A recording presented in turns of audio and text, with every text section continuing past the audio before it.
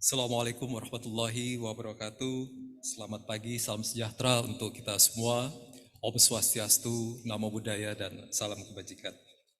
Yang terhormat Bapak Menteri Dalam Negeri, yang dalam hal ini diwakili oleh Bapak Wakil Menteri Dalam Negeri, Bapak John PMP Wetipo, yang kami banggakan.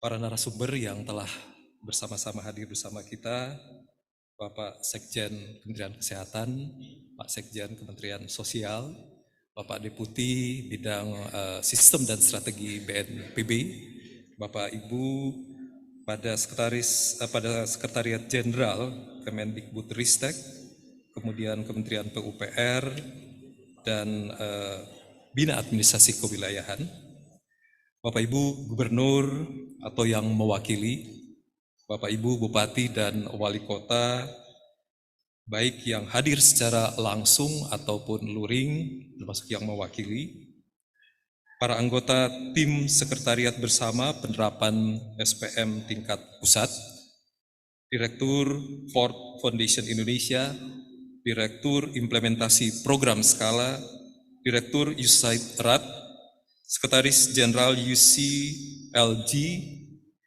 Bapak Ibu, para hadirin peserta kegiatan yang berbahagia. Mengawali pelaksanaan kegiatan ini, izinkan kami melaporkan Bapak Wamen beberapa hal sebagai berikut. Pertama, latar belakang. Berdasarkan Undang-Undang Nomor 23 Tahun 2014 tentang pemerintahan daerah, kita, pemerintah, diamanatkan untuk memberikan layanan secara minimal kepada seluruh warga negara yang berhak dan memastikan bahwa SPM adalah urusan wajib pelayanan dasar yang menjadi hak setiap warga negara dan menjadi prioritas bagi penyelenggaraan pemerintahan daerah serta menjadi prioritas dalam belanja daerah.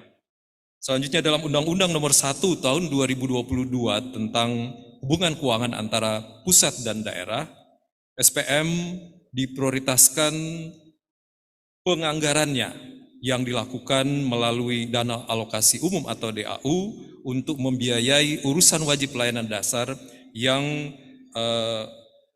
dijadikan dasar untuk Bapak Ibu melaksanakan melalui SPM, pelayanan dasar melalui SPM. Dalam kenyataannya Bapak Ibu sekalian, Bapak Wamen, kami laporkan kondisi saat ini, tren atau penyelenggaraan SPM meningkat dari waktu ke waktu, khususnya dalam 4 tahun terakhir, dan kemudian kita melihat masih terdapat beberapa daerah yang belum optimal dalam menerapkan standar pelayanan minimal, khususnya pemberian pelayanan secara minimal yang menjadi hak warga negara, yang menjadi kewajiban kita selaku penyelenggara negara, terutama yang ada di daerah, kepada masyarakat yang berhak.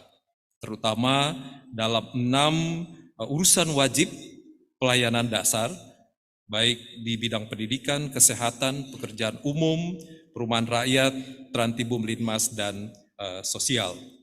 Selanjutnya yang kedua, tujuan dari penyelenggaraan kegiatan ini, pertama untuk meningkatkan komitmen kepala daerah terkait dengan pelaksanaan urusan wajib yang berkaitan dengan pelayanan dasar, sekaligus untuk mendorong penerapan SPM di daerah masing-masing secara optimal. Yang kedua adalah melakukan pembinaan umum dan pembinaan teknis terkait dengan penerapan SPM di daerah, sekaligus untuk mengkoordinasikan pelaksanaan tugas-tugas tim sekretariat bersama tingkat pusat serta di daerah pada tingkat provinsi dan kabupaten kota. Selanjutnya, peserta yang mengikuti kegiatan ini kami laporkan Bapak Wamen secara langsung hadir di tempat ini dari unsur pemerintah pusat, kementerian lembaga yang menjadi pembina 6 urusan wajib SPM. Kami menyampaikan terima kasih atas kehadirannya. Tim sekretariat bersama SPM tingkat pusat serta jajaran Kementerian Dalam Negeri, sementara dari unsur pemerintah daerah, kepala daerah seluruh provinsi, kepala daerah kabupaten kota, baik yang hadir secara langsung maupun luring, termasuk yang khususnya masuk dalam nominasi kategori pemenang, serta perwakilan 4 kepala daerah kabupaten kota dari masing-masing provinsi. Kami laporkan juga Bapak Wamen, acara ini secara daring diikuti oleh para kepala daerah kabupaten kota di luar dari yang hadir secara luring. Selanjutnya kami laporkan terkait dengan pelaksanaan kegiatan ini. Pertama, nanti akan disampaikan materi terkait dengan urgensi, kondisi, maupun langkah tindak lanjut, baik kebijakan maupun beberapa hal prioritas yang akan dilakukan terkait dengan penerapan SPM di daerah. Nanti akan diawali oleh Deputi Bidang Pengembangan Regional Kementerian PPN Bappenas terkait arah kebijakan penerapan SPM, kemudian dilanjutkan dengan kebijakan penerapan SPM oleh masing-masing institusi pembina SPM, meliputi Kementerian Dikbudristek, Kementerian Kesehatan, Kementerian PUPR, Kementerian Sosial, BNPB, dan dari Kementerian Dalam Negeri, dalam hal ini Ditjen Bina Administrasi Kewilayahan. Kemudian yang kedua, pemberian penghargaan kepada pemerintah daerah terbaik dalam menerapkan SPM, dan untuk waktunya kami mohonkan juga sebelumnya arahan Bapak Wamen kepada kami semua terkait dengan pelaksanaan penerapan SPM di daerah. Pemberian penghargaan SPM ini kami laporkan Bapak Wamen menjadi ajang untuk pemberian penghargaan kepada pemerintah baik provinsi maupun kabupaten kota yang memiliki kinerja terbaik yang dihitung berdasarkan indikator penilaian ada 5. Pertama, indeks pencapaian SPM. Yang kedua, komitmen anggaran penerapan SPM. Ketiga, pelaksanaan sesuai tahapan-tahapan penerapan SPM. Yang keempat, pembentukan dan keaktifan tim penerapan SPM. Dan yang kelima, kualitas dan ketaatan pelaporan yang dilakukan secara elektronik melalui e-SPM yang berbasiskan web.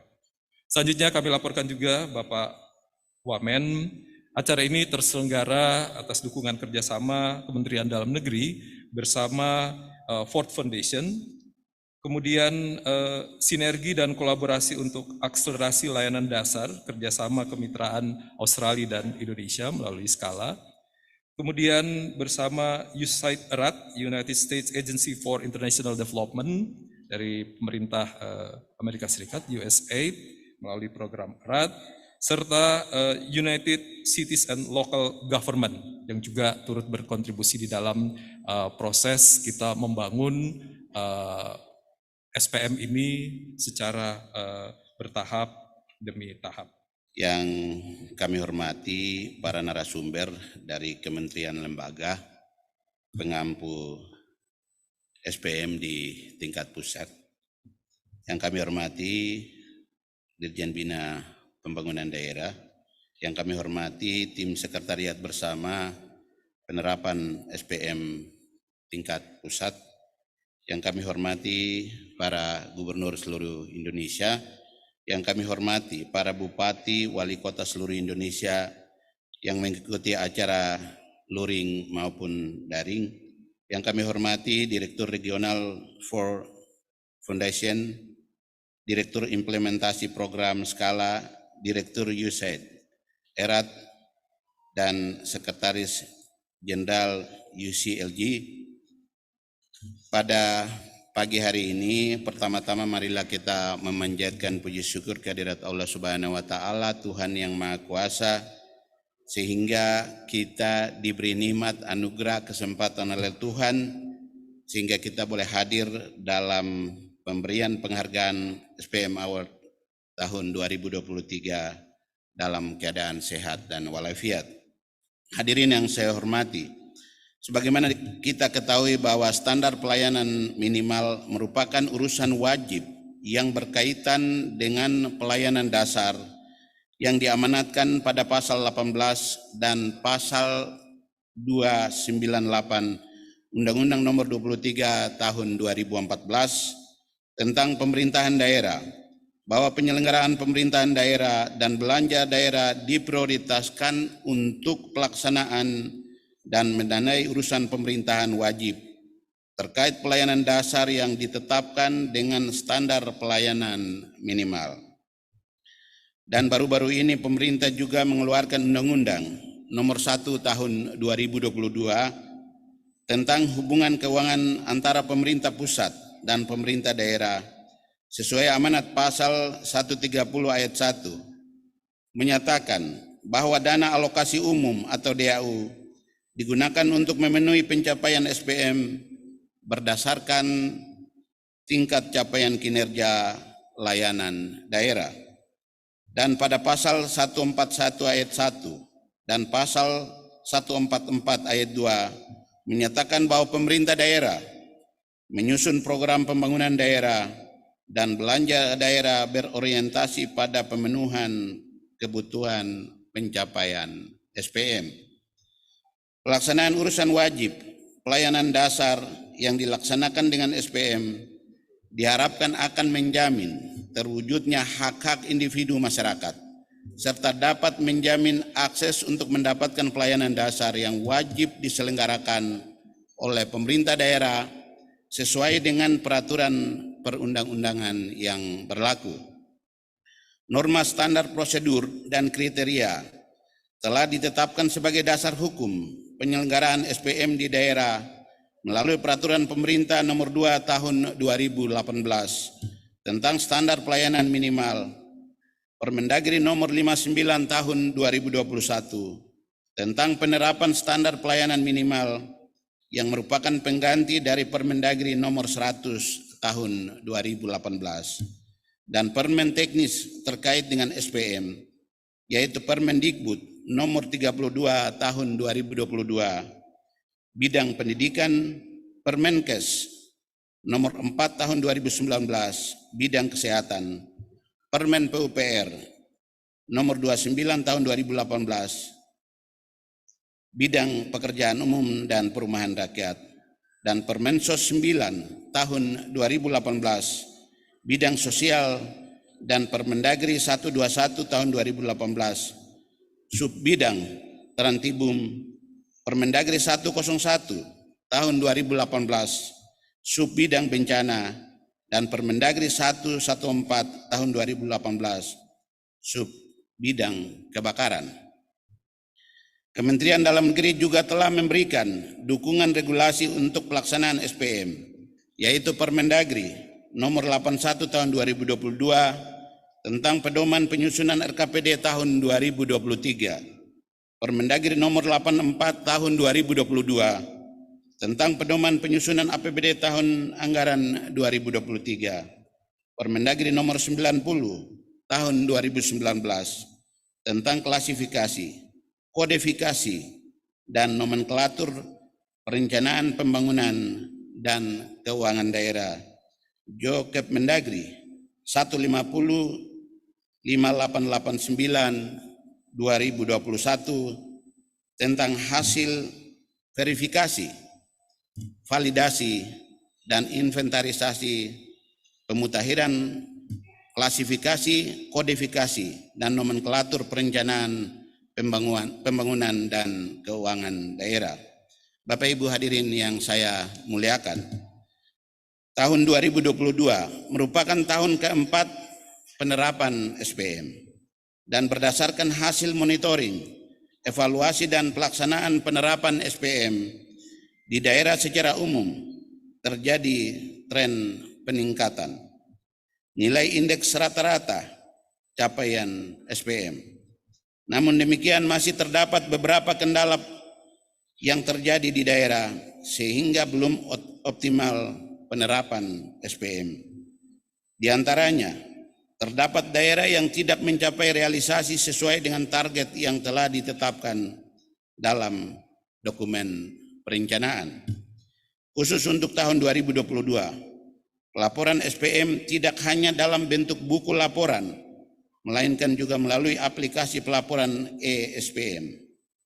Hal ini sesuai dengan amanat dalam Permendagri nomor 59 tahun 2021 pada pasal 24 ayat 1 yang menyebutkan bahwa laporan penerapan SPM disampaikan gubernur dan bupati wali kota dilakukan secara berkala setiap 3 bulan menggunakan aplikasi berbasis web, yaitu SPM.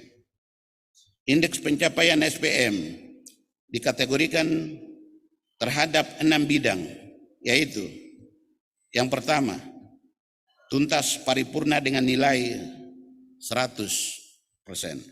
Yang kedua, tuntas utama dengan nilai 90 hingga 99%.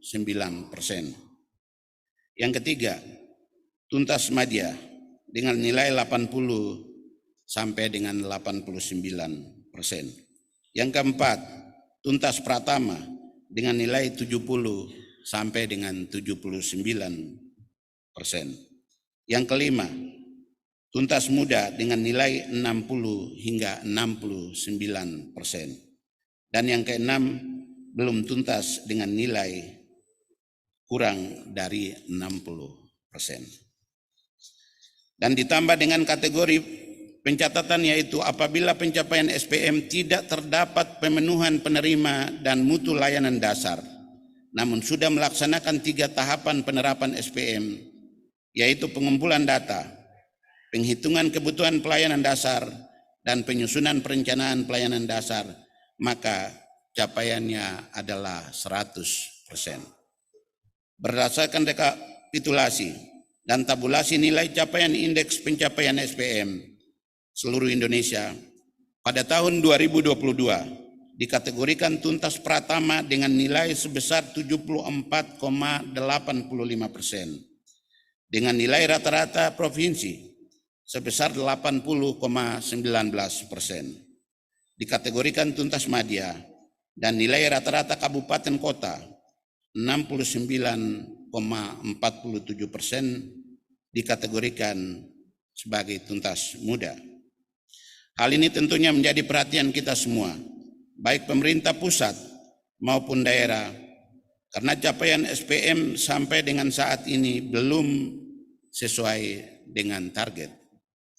Namun demikian, diharapkan capaian SPM bisa lebih meningkat lagi dan lebih baik di tahun sebelumnya.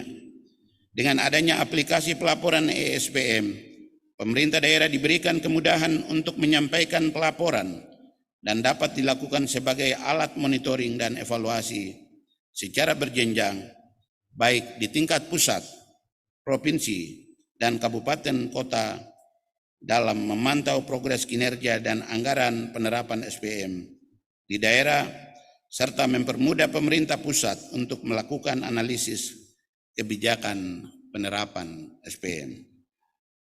Pada kesempatan yang baik ini, kami juga mengajak kepada seluruh anggota tim sekretariat bersama tingkat pusat, sesuai surat keputusan Menteri Dalam Negeri nomor 050 tahun 2022 tentang tim sekretariat bersama penerapan standar pelayanan minimal di tingkat pusat dapat memberikan arah dan kebijakan secara nasional, melakukan fasilitasi, pembinaan umum dan pembinaan teknis penerapan SPM, dan melakukan evaluasi dokumen perencanaan daerah, serta mengkoordinasikan sumber-sumber pendanaan dalam pemenuhan penganggaran SPM di daerah.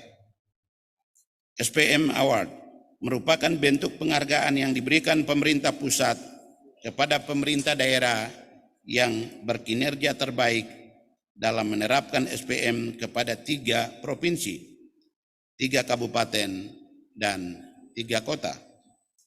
Hadirin yang saya muliakan, berdasarkan hal tersebut di atas, diminta kepada saudara gubernur dan bupati serta wali kota, yang pertama, perlu berkomitmen kepala daerah dalam memberikan pelayanan terhadap urusan wajib pelayanan dasar.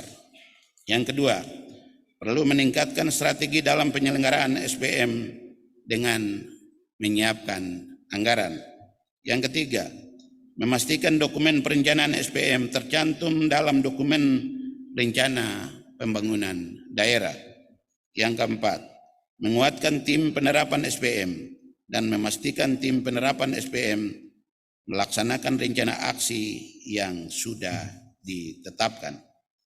Hadirin yang kami hormati, saya berharap dengan adanya pemberian SPM Award, kepada pemerintah daerah yang berkinerja terbaik, berimplikasi kepada masyarakat dalam hal pemenuhan pelayanan dasar dengan baik dan memberikan kontribusi besar bagi kemajuan bangsa dan negara dalam peningkatan indeks pembangunan manusia, penurunan kemiskinan, dan peningkatan derajat kesehatan, serta berdampak nyata pada peningkatan kesejahteraan masyarakat.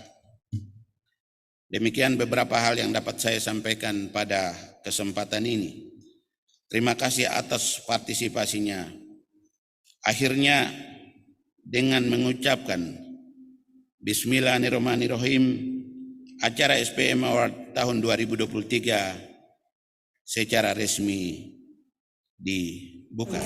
Kategori kota, pemenangnya adalah peringkat 3, jatuh kepada Kota Padang. Peringkat 2, jatuh kepada Kota Prabu Muli. Dan peringkat pertama jatuh kepada Kota Tangerang. Kabupaten, pemenangnya adalah peringkat 3 jatuh kepada Kabupaten Bogor. Peringkat 2 jatuh kepada Kabupaten Sopeng. Dan peringkat pertama jatuh kepada Kabupaten Karanganyar. Standar pelayanan minimal terbaik kategori provinsi, pemenangnya adalah peringkat 3 jatuh kepada Provinsi Sumatera Barat. Peringkat 2 jatuh kepada Provinsi Jawa Barat. Dan peringkat pertama jatuh kepada Provinsi Kalimantan Utara. Bismillahirrahmanirrahim. Assalamualaikum warahmatullahi wabarakatuh. Selamat pagi, salam sejahtera bagi kita semua. Om Swastiastu, Namo Buddhaya, salam kebajikan, salam sehat. Jadi yang saya hormati Pak Dirjen Pangda, Pak Dirjen Administrasi Umum, Pak Sekjen Kemensos, Bapak Ibu dari Kementerian Lembaga, Pak Deputi PNBP, dan Bapak Ibu sekalian. Ini karena tadi penyerahan SPM Award-nya sudah selesai, jadi kita sekarang mendiskusikan mengenai capaian dan arah kebijakan dari SPM di Kementerian Kesehatan. Kalau boleh slide saya bisa di ini ya. Saya ucapkan selamat dulu ya kepada Bapak Ibu semua yang tadi dari kabupaten, kota, dan provinsi yang sudah mendapatkan award mengenai SPM. Tapi kalau kita lihat sebenarnya masih banyak PR yang harus kita lakukan. Masih banyak hal yang perlu diperbaiki. Slide berikutnya, slide-nya belum masuk ya. Jadi dari yang capaian-capaian yang sudah dilakukan sebenarnya untuk kesehatan ini SPM-nya belum mencapai target 100% gitu ya. Rata-rata masih di bawah sekitar 60 dan ada yang tertinggi itu baru sekitar 78%. Inilah PR kita bersama yang harus kita lakukan. Tapi sebenarnya pengalaman dari COVID tahun 2020 sampai sekarang ini tadi, sampai tahun ini menunjukkan bahwa kolaborasi dan sinergi bisa kita lakukan. Kalau kita ingin menyelesaikan persoalan-persoalan yang ada di Indonesia, terutama di kesehatan. Jadi, Saya ingin mendorong Bapak Ibu sekalian supaya kita melakukan kolaborasi dan sinergi antara provinsi, kabupaten, kota, dan juga pemerintah pusat untuk menyelesaikan problem-problem tadi, untuk menyelesaikan kesehatan tadi. Jadi, saya menyampaikan SPM kita masih rendah, harus kita kejar. Yang kedua, banyak penyakit-penyakit yang sebenarnya itu penyakit yang bisa kita selesaikan. Penyakit tidak menular. Ada 4 penyakit yang saat ini menjadi concern kita bersama, itu adalah penyakit jantung, kanker, stroke, dan ginjal. Kalau kita bisa menyelesaikan, maka hidup masyarakat juga bisa sehat. Slide berikutnya saya ingin menyampaikan sedikit aja, karena memang sudah suasananya nggak begitu ini. Jadi kebijakan dari SPM di daerah saya nggak akan sebutkan, Bapak Ibu pasti sudah tahu aturan dan regulasinya. Tapi intinya adalah ada berbagai hal yang akan kita lakukan perbaikan di tahun 2023. Kami ingin support dari Bapak Ibu sekalian dari kabupaten, kota, dan provinsi. Slide berikutnya, ini SPM yang kita harapkan bisa mendukung capaian RPJMN. Karena ujungnya pasti RPJMN gitu ya. Ini adalah siklus hidup dari kita, dari manusia sejak bayi, remaja, dewasa, sampai nanti lansia. Ini yang kita monitor terus. Kemudian penyakit-penyakit yang memang akan membuat kita juga tidak kita tidak nyaman nantinya gitu ya. Maksudnya kalau kita punya hipertensi pasti nanti kalau kita tidak sembuhkan akan menimbulkan penyakit-penyakit lain. Darah tinggi dan lain-lain itu menimbulkan misalnya jantung, ke paru dan lain-lain. Maka penyakit-penyakit hipertensi, diabetes mellitus, HIV dan TB ini menjadi concern kita, termasuk ODGJ pastinya. Indikatornya ada di sana, capaiannya memang masih terus kita monitor, semoga di 2024 bisa tercapai. Ada beberapa yang mungkin agak meleset, tapi ada beberapa yang akan lebih tinggi. Tapi intinya adalah SPM yang dicapaian dari Bapak Ibu sekalian itu akan mendorong capaian dari RPJMN kita. Saya hanya sedikit aja, slide berikutnya ini menunjukkan saat ini Kementerian Kesehatan sejak tahun 2022 setelah COVID terus melakukan reformasi di bidang kesehatan. Ada 6 pilar reformasi kesehatan yang harapan kami ini merubah mindset kita semua. Untuk yang SPM sebagian besar adalah di pilar pertama, yaitu mendorong layanan dasar. Kita ingin memperkuat layanan dasar. Ini terutama adalah mengenai bagaimana kita membuat posyandu, puskesmas, dan pustu agar tidak hanya menjadi menyembuhkan penyakit, tapi lebih mengenal masyarakat di sekitarnya.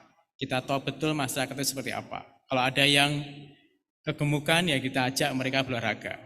Kalau ada yang sakit kita tes darahnya, kalau dia memang diabetes ya diajak dia hidup lebih baik, makannya diatur.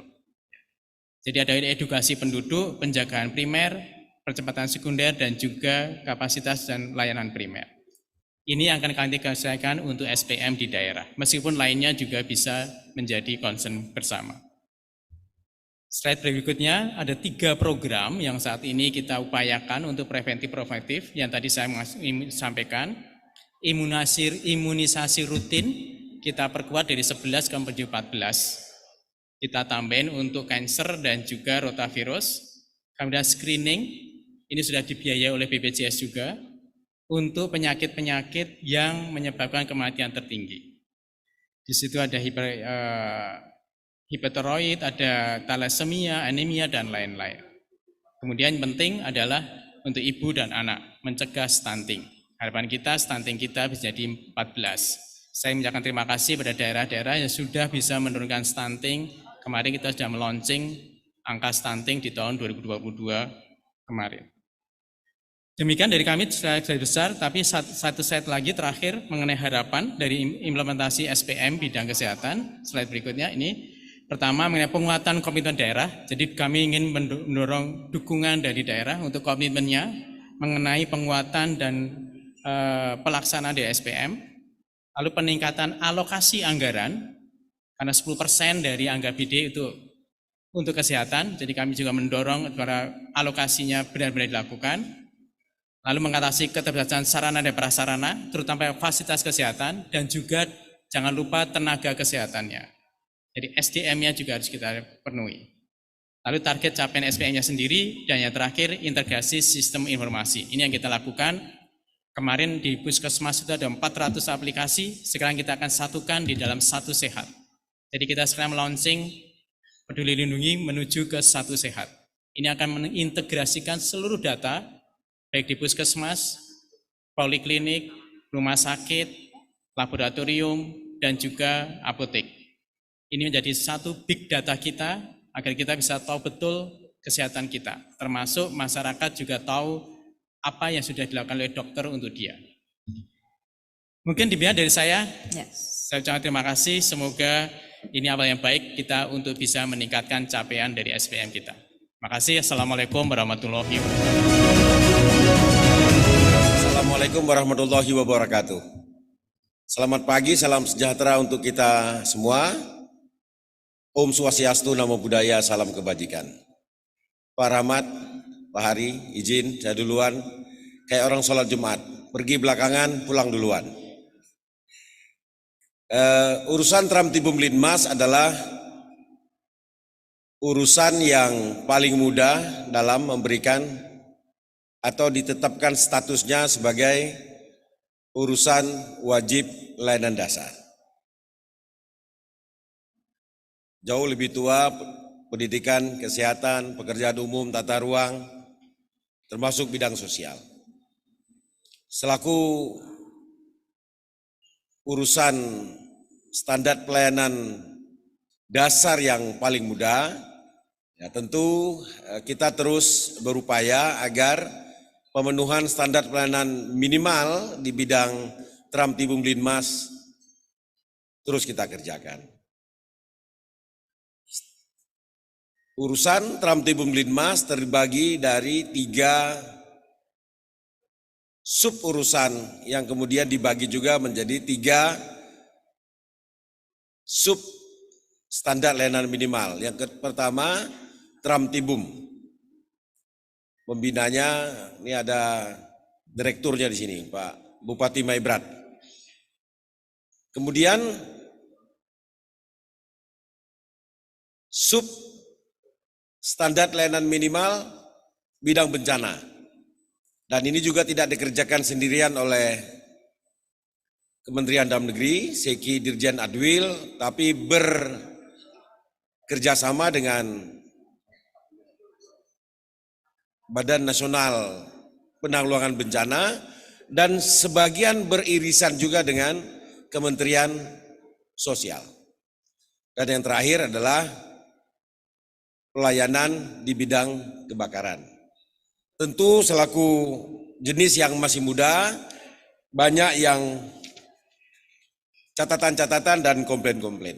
Ya, walaupun demikian, di bidang bencana kemarin kita sudah memberikan apresiasi lewat Garnas Bumi dan Bencana, Garnas Buana, daerah-daerah yang memiliki keunggulan atau memiliki capaian kinerja tinggi dalam pencapaian. Dan tentu bidang yang lain juga kita apresiasi. Oleh karenanya Bapak Ibu sekalian yang kami hormati, kami muliakan, dalam waktu singkat kami akan menjelaskan bukan kunci sukses tapi kunci problem. Ya, karena kunci sukses tadi sudah diberikan apresiasi kepada daerah-daerah. Namun ada catatan-catatan yang dalam setiap pencarian kendala-kendala selalu muncul. Pertama, selalu alasannya adalah human resources yang kurang. Ya, dalam urusan Tram Tibum Linmas hari ini juga ada gejolak soal Satpol PP dan pencapaiannya di lapangan. Hari ini kita sedang bekerja sama dengan Kementerian Pan-RB untuk menyelesaikan masalah personil. Hari ini personil Satpol PP kira-kira seluruh Indonesia itu 100.000, di mana 40.000-nya tenaga honorer. Jadi kita masih berupaya untuk memenuhi atau paling tidak menjadikan tenaga honoris sebagai P3K, sedang upaya karena ada kendala peraturan perundang-undangan. Kemudian juga ada soal jangkauan wilayah, cover area. Kalau ini sama, seluruh urusan pemerintahan. Kemudian juga infrastruktur dan fasilitas. Karena urusannya paling mudah, maka anggaran yang tersedia support dari kementerian atau pusat paling minim. Terutama untuk Satpol PP dan pemadam kebakaran. Paling minim. Kalau untuk bencana kita gotong royong lah. Ada BNPB, ada dari Kementerian Sosial. Dan juga catatan dari sektor daerah, alokasi dari tiap-tiap daerah juga masih minim. Kalau untuk Satpol PP ada jalan keluar, tolong berdasarkan pedoman yang ada, alokasikanlah dari dana cukai. Ya, itu ada belanja untuk penegakan perda, tolong alokasikan sebagian dalam rangka penerapan atau pelayanan Tram Tibum Limas melalui bagi hasil cukai. Kemudian juga inovasi. Ini juga dalam rangka mengatasi berbagai macam kekurangan-kekurangan perlu inovasi.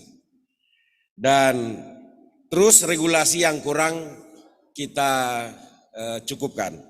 Bapak Ibu sekalian yang kami hormati, karena beberapa alasan maka perlunya kita berinovasi. Sebagai contoh,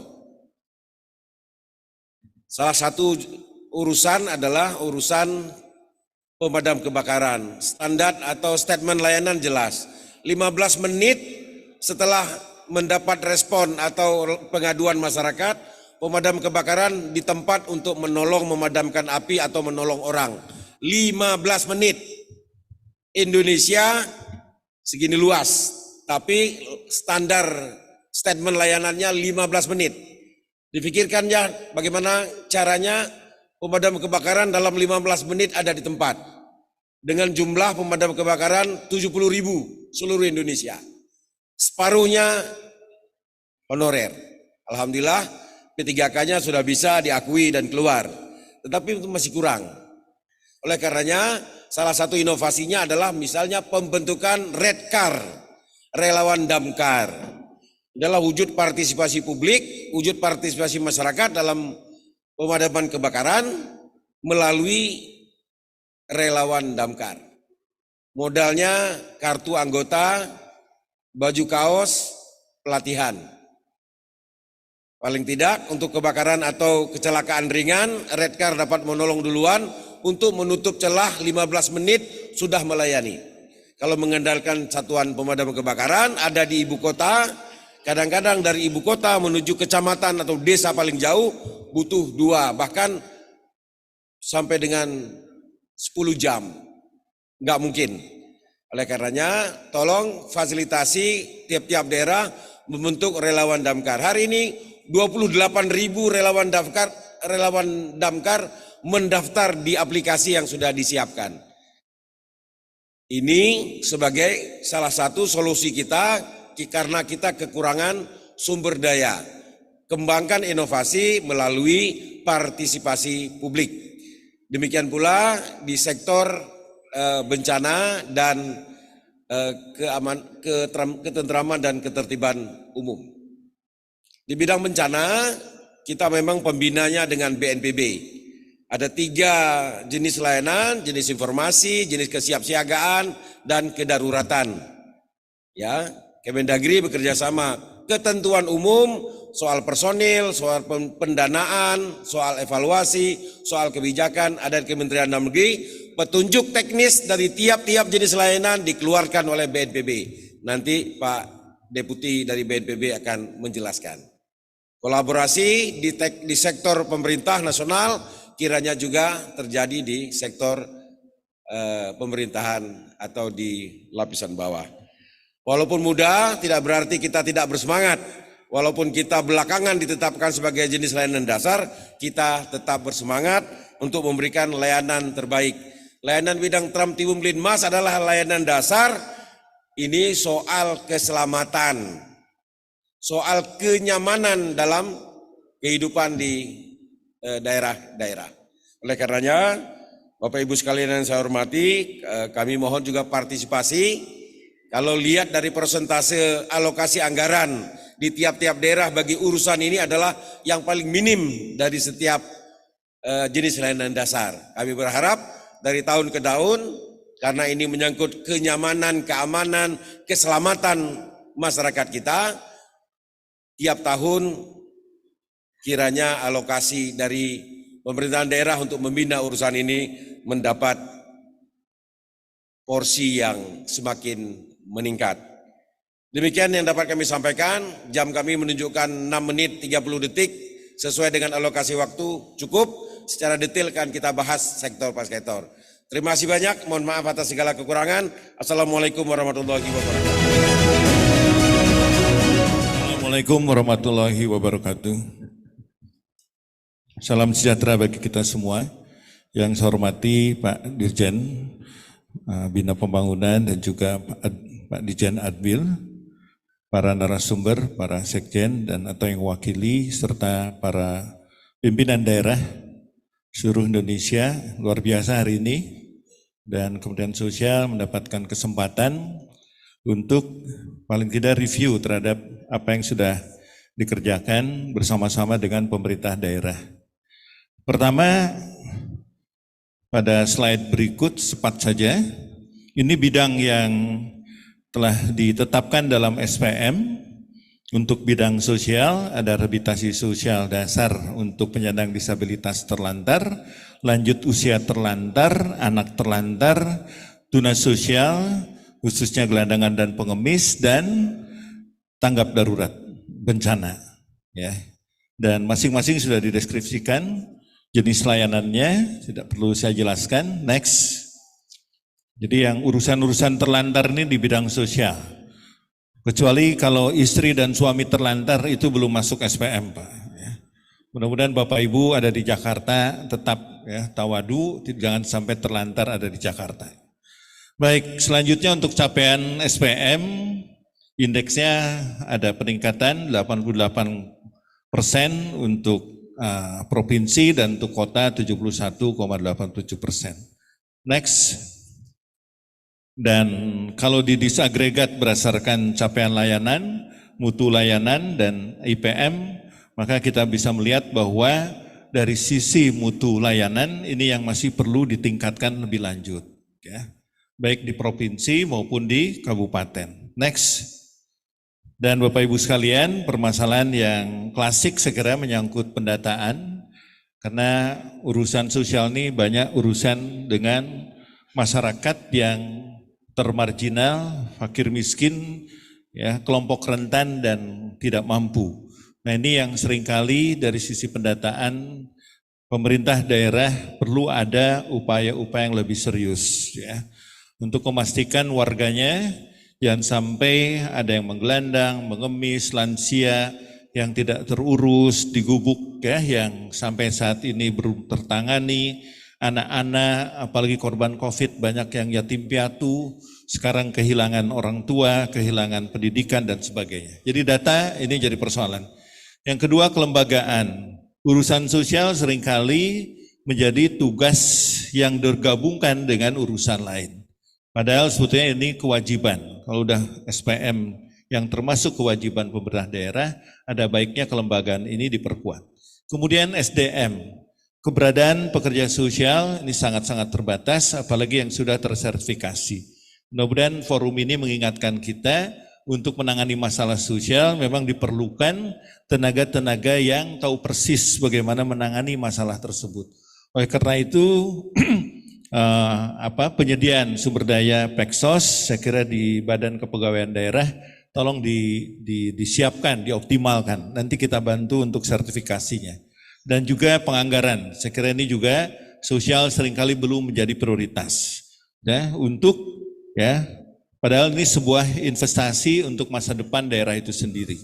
Dan kita tahu masalah sosial nggak teratasi, ini berhubungan dengan masalah kemiskinan.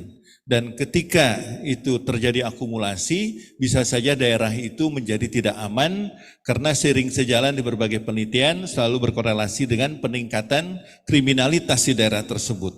Oleh karena itu upaya pencegahan masalah sosial yang terus berkembang ini patut kita lakukan bersama-sama nanti secara kolaboratif dengan pemerintah provinsi, kabupaten, dan juga pusat. Next. Bapak Ibu sekalian, oleh karena itu penguatan pendataan kan ada aplikasi SIKNG. Ya, sekarang ini sedang berlangsung Pusdatin melakukan roadshow melalui sentra-sentra rehabilitasi sosial di 31 UPT dan menyelenggarakan kegiatan pelatihan untuk ya para operator yang akan mengelola sistem informasi kesejahteraan sosial. Tolong pastikan mereka mengikuti secara serius karena nanti kita harus memasukkan semua data yang sudah terkompilasi ke dalam sistem informasi kesejahteraan sosial. Ada usul sanggah di sana. Jadi kalau ada yang belum masuk ke DTKS bisa dimasukkan melalui sistem informasi kesejahteraan sosial. Dan kita ingat semua program, semua bantuan-bantuan termasuk juga bantuan pemberdayaan, basisnya harus memiliki identitas yang jelas. NIK sudah tidak bisa ditawar lagi, karena itu perekaman data kependudukan menjadi penting dan Bapak Ibu sekalian kalau memasukkan ke DTKS ada kesempatan yang luas untuk dapat akses berbagai program pelayanan sosial dasar. Ya. Dan juga NSPK ini juga harus selaras nanti dengan berbagai program dan sekarang Kementerian Sosial kan punya program-program inisiatif baru seperti pemberdayaan pahlawan ekonomi Nusantara, sebuah program pemberdayaan. Kemudian juga ada rumah sejahtera terpadu, jadi bukan hanya rumahnya diperbaiki tapi sekaligus juga diberi kesempatan untuk mengembangkan usaha ekonomi produktif di rumah yang diperbaiki. Jadi semacam home industry atau usaha di rumah dan sebagainya. Ini juga penting, permakanan bagi lansia dan disabilitas yang sudah betul-betul bedridden, tidak punya kapasitas untuk mobilitas, ini kan seringkali terabaikan di lingkungan warga. Ini juga didorong gotong royong ya ke setiakawanan sosial, kearifan lokal untuk tetap memperhatikan para mbah-mbah kita yang mungkin keadaannya sangat-sangat memprihatinkan, termasuk disabilitas yang tidak terurus selama ini. Itu juga saya kira SDM, kelembagaan, dan berbagai hal lain yang perlu kita kembangkan. Next. Bapak Ibu sekalian, kami menyampaikan ada data 6.627 kasus yang ditangani dan Kementerian Sosial langsung turun. Kami tidak berharap turunnya Kementerian Sosial ke dalam penanganan kasus terus berlangsung dan terus meningkat. Karena dengan meningkatnya intervensi dari Kementerian Sosial, maka menunjukkan SPM tidak berjalan dengan baik di wilayah tersebut. Ya, karena itu misalkan kalau ada disabilitas berat sampai viral di media, sampai banyak NGO atau LSM ya mempertanyakan kehadiran negara dalam menangani disabilitas tersebut dan dianggap kita melakukan pembiaran, maka Kementerian Sosial quote and quote terpaksa turun. Dan ternyata di lapangan kalau sudah jadi viral, barulah para bupati, para gubernur, seluruh instansi SKPD turun bersama dengan Kementerian Sosial. Ini menunjukkan SPM kita belum jalan. Kami sangat berharap award-award yang diberikan oleh Kemendagri tidak hanya dari sisi angka pencapaian indeks, tetapi juga pastikan outcome-nya bisa betul-betul bermanfaat ke masyarakat. Karena itu tadi ngobrol dengan Pak Dirjen, dengan Ibu Dirjen, bagaimana kalau kita menambah satu indikator mengenai kemanfaatan dari capaian pelayanan dasar kepada masyarakat. Outcome-nya yang mungkin perlu kita lihat. Bahkan impact-nya seperti yang direncanakan Menpan RB, dampaknya ke kemiskinan sebagai indikator reformasi birokrasi tematik. Mungkin ini perlu menjadi diskusi di Kemendagri. Ya, Bapak Ibu sekalian, next. Ini contoh bagaimana gelandangan pengemis yang tidak diurus di berbagai kota di wilayah Jabodetabek. Kita lakukan perekaman data, kita berikan vokasi dan juga kita lakukan pembinaan mental, spiritual, artinya rehabilitasi sosial. Berhasil kita pastikan mereka mendapatkan akses pekerjaan di perusahaan-perusahaan walaupun mereka menerima unskill. Di salah satu perusahaan di Bekasi termasuk Grand Camel Lagon, Waskita Karya, itu bisa kita kirimkan sampai sekitar 70 gelandangan, pengemis. Dan ini terjadi setelah terjadi situasi yang sangat mengkhawatirkan, mereka berkeliaran, mereka meminta-minta di tempat-tempat strategis di Jakarta, di Bekasi, ya di Bogor dan sebagainya, dijemput oleh TRC, baru Pemda terlibat menangani bersama. Ini yang sebetulnya suatu hal yang tidak perlu terjadi. Harusnya Kemensos mungkin tidak perlu turun kalau memang Pemda sudah responsif terhadap kasus yang ada. Kita lihat contoh lain sepintas-pintas saja. Ini contoh kasus, next slide, mohon dipercepat. Nah ini untuk disabilitas dan lansia, kita masuk pada permakanan. Ini pun kolaborasi dengan pemerintah kabupaten kota menjadi sangat penting. Alhamdulillah kalau di tingkat desa ternyata partisipasi gotong royong dan keguyuban masyarakat lokal masih terjadi. Kita patut berbangga. Indonesia ternyata masih mempertahankan kearifan lokal. Next. Ini contoh lansia yang terlantar, kalau ditangani mereka bisa masih produktif untuk berkarya. Ya, ini di Bandung, ya. Teman-teman Kota Bandung, Dinas Sosial mungkin pasti ingat ya kisah Warta yang menjadi viral di berbagai media, tidak tertangani oleh Pemkot, tidak tertangani oleh Dinas Sosial. Kita turun dengan sentra Wiataguna, akhirnya mereka berhasil untuk lebih sejahtera secara lebih mandiri. Next. Ini juga contoh Ridwan dan Mina, ya, lansia yang rumahnya terbakar, hidup ya di gubuk beratap terpal, tidak terkanangi sekian tahun, akhirnya kita bisa tangani dengan serius, dan memang akhirnya seperti ini mengingatkan kita semua, mari kita berkolaborasi. Ya, Kemensos juga nggak bisa membiarkan, oh ini kan udah ada SPM, ini kan urusan Pemda. Lah kenyataan di lapangan masih banyak yang belum keurus, anggarannya nggak ada. Terbatas SDM-nya. Nah karena itulah Kementerian Sosial ya quote and quote terpaksa turun langsung ke lapangan melalui sentra-sentra rehabilitasi sosial. Next. Ini juga lansia terlantar di Gunung Sari di Lombok Barat. Mungkin teman-teman dari Lombok Barat pasti paham siapa lansia yang dimaksud, dan bahkan upayanya kita sampai menjangkau 3 anak yatim ya di lokasi tersebut dengan daerah yang sangat sulit, 12 jam kita sampai ke lokasi, keadaannya sangat memprihatinkan, mereka tidak keurus, makannya juga sudah ya begitu saja, mereka bahkan mungkin sudah kelaparan waktu itu, kita turun, akhirnya kita bisa selamatkan anak-anak itu. Next, ini contoh juga kisah Saifullah, ya sekarang kondisinya sudah lebih baik, ya dia mengalami keterbatasan, ya, mengalami disabilitas, tapi tertangani juga di Cibinong, ya oleh Cibinong di wilayah kabupaten. Next, ini juga kasus yang terkait dengan anak yang berusia 8 tahun yang merawat keluarganya yang mengalami disabilitas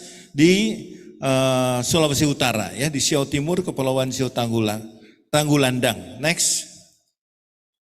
Ini penyandang 4 orang dalam keluarga penyandang disabilitas, di mana anak usia 8 tahun merawat 4 orang penyandang disabilitas itu di Manado. Ya, teman-teman Dinas Sosial dari Kota Manado mungkin ingat kasus ini menjadi viral, menjadi rame di media TV juga memberitakan, ya, dan tidak tertangani oleh pemerintah setempat.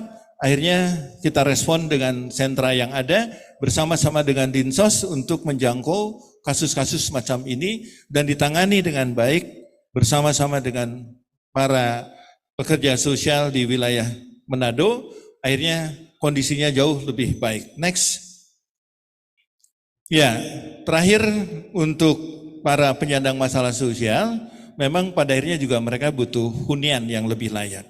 Daripada menggelandang, mengemis, ya dikejar-kejar Satpol PP, ya dimasukkan ke dalam tempat penampungan yang cenderung seperti penjara. Saya kira ini tidak manusiawi dan melanggar hak asasi. Karena itu dengan kerjasama PUPR, Pak Sekjen PUPR atau yang mewakili, terima kasih Pak Sekjen, kita berhasil kemarin meresmikan ya sebuah rusun Nawa, disebut rusun sewa dengan sangat murah 10.000 untuk maintenance saja, tapi penghuninya sekarang sudah penuh Pak. Ya sudah 92 orang yang tinggal di sana dan mereka berasal dari kehidupan gelandangan, pengemis, disabilitas, lansia terlantar yang hidup tidak jelas kehidupannya di jalanan, di tempat-tempat kumuh dan sebagainya, mereka mau tinggal di rumah susun ini. Mungkin ini jadi inspirasi dalam melaksanakan SPM, mengapa tidak kita bisa membangun rusun seperti ini dan tidak harus menunggu dari pemerintah, bisa juga dari Pemda, bisa juga dengan kerjasama dengan perusahaan CSR dan sebagainya. Next. Ya, ini penanganan bencana, sudah ada 13 item yang kita lakukan di dalam tanggap darurat. Saya mohon, ini pengalaman di mana nih, Cianjur, ya, sampai kita harus berdebat mengenai perpanjangan masa tanggap darurat. Bapak Ibu Wali Kota, Bupati, kalau ada bencana, jangan malulah terhadap keadaan daerahnya. Kalau cepat-cepat ya tanggap daruratnya ditutup, dicabut, padahal keadaan wilayah belum kembali pulih, kasihan masyarakat. Nanti upaya-upaya bantuan dari berbagai pihak, termasuk dari kementerian lembaga, dari pusat, akan berhenti kalau tanggap darurat dicabut. Lihatlah situasi kondisi aktual. Kalau memang masih diperpanjang toh, tidak berarti kita menganggap Pemda itu tidak mampu untuk menangani. Kita bisa kolaborasi dan bersama-sama. Dan pola-pola yang sudah dikembangkan kan sekarang jauh lebih progresif. Kita sudah punya role model dengan tahapan-tahapan yang menyesuaikan dengan keadaan di lapangan. Next. Ya, ini contoh untuk bencana sosial juga ya di Cilincing ya. Korban mereka di daerah kumuh sekarang sudah punya kondisi yang jauh lebih baik dengan berbagai fasilitas yang disediakan. Next. Baik, mohon maaf Bapak, Ya, sekedar mengingatkan. ini terakhir bencana integratif. Next, sudah selesai Bu. Terus, nah terakhir ini lumbung sosial, ada slide-nya. Ya, terus. Ya, intinya itu kami hanya ingin mengingatkan kembali apalah artinya capaian SPM dengan indeks yang tinggi kalau manfaat yang dirasakan masyarakat betul-betul belum dirasakan. Tingkat kesejahteraan dan kemandirian masih belum juga dirasakan, padahal dari prestasi yang diperoleh oleh Bapak Ibu sudah sedemikian baik, tinggi, bahkan mendapat award hari ini. Paling tidak apa yang kami sampaikan menjadi refleksi untuk kita semua, masih banyak PR di sekitar kita yang harus kita tangani, dan kementerian sosial mengembangkan sebuah pola yang sifatnya kolaboratif, integratif, ya sinergi, sehingga persoalan Bapak Ibu sekalian di daerah, kita tidak bisa menutup mata, kementerian sosial juga punya tanggung jawab, sebagai tugas fungsi, kita bisa bersama-sama menangani permasalahan tersebut. Terima kasih atas perhatiannya. Mohon maaf kalau ada hal yang kurang berkenan. Saya akhiri dengan wabillahi taufiq wa hidayah. Wassalamualaikum warahmatullahi wabarakatuh. Siang, Assalamualaikum warahmatullahi wabarakatuh. Shalom, Om Swastiastu, Namo Buddhaya, salam kebajikan. Biasanya kalau di BNPB supaya membakar semangat kita bisa bicara salam tangguh, terus dijawab tangguh 3 kali. Salam tangguh! Cuma 200 orang Pak Dirjen. Kita ulangi ya. Salam tangguh! 1000 orang Pak Dirjen, terima kasih. Baik, mungkin ini karena tadi sudah ada penghargaan. Nah sekarang semangatnya apa untuk mendapatkan yang ke depan? Pertanyaannya, mengapa SPM sub urusan bencana ini penting? Terima kasih Pak Dirjen Bangda, kami diundang bersama tadi Dirjen Adwil. Urusan bencana ini adalah urusan yang uncertainty, urusan yang kadangkala dianggap ini musibah dan tidak tahu. Padahal ada upaya-upaya mitigasi yang bisa kita lakukan. Dalam sub urusan bencana ini ada 3, pelayanan informasi terhadap rawan bencana, pelayanan informasi terhadap kesiapsiagaan dan pencegahan, dan pelayanan terhadap tanggap darurat. Di sini adalah masalah pertolongan dan evakuasi. Bapak Ibu yang ada di daerah, sekali lagi yang mengalami langsung terhadap bencana, kita belajar dari Cianjur 7 detik, 60.000 rumah rusak, 20.000 rumah hancur, 600 orang meninggal. Apa kita akan menunggu lagi ada wake up call menggugah kita, sehingga kita perlu mengeluarkan biaya-biaya yang lebih tinggi lagi dalam masa darurat. Di Rakornas lalu, di awal Maret lalu, Bapak Presiden menyampaikan upaya antisipasi yang paling penting. Ini masuk di dalam SPM suburusan bencana 1 dan 2, di mana masalah informasi terhadap rawan bencana dan informasi terhadap pelayanan kesiapsiagaan dan pencegahan itu harus dilakukan. Catatan kami dari BNPB, Pak Dirjen, kami laporkan belum ada 50% yang memiliki kajian risiko bencana dan belum punya 50% daerah yang memiliki laporan terhadap rencana penanggulangan bencana yang terintegrasi dalam RPJMD-nya. Jadi masih PR besar.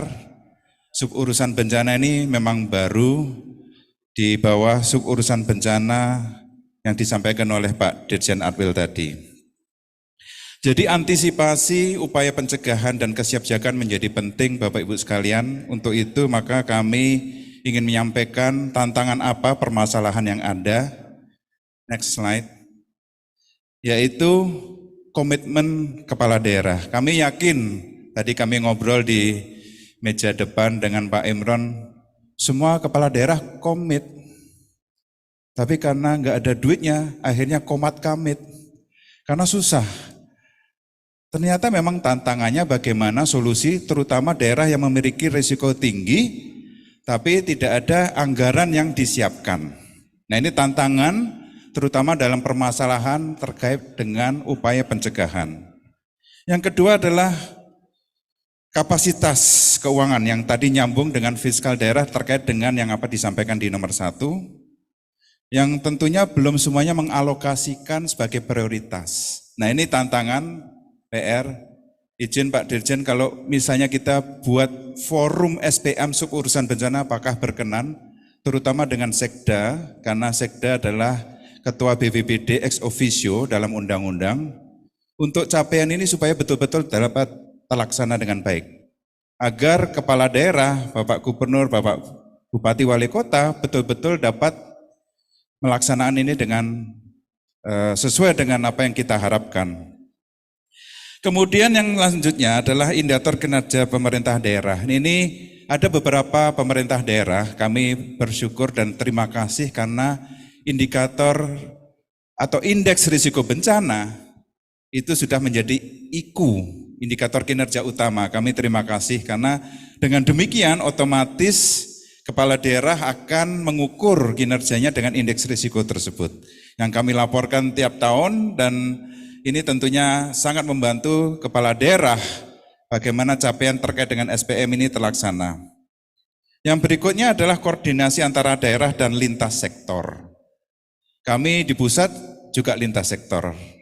Tadi Pak Sekjen Kemsos juga menyampaikan terkait dengan bencana. Nanti dari PU juga menyampaikan terkait dengan kebencanaan. Dari Kemendagri juga. Artinya kami di pusat juga bekerja lintas sektor.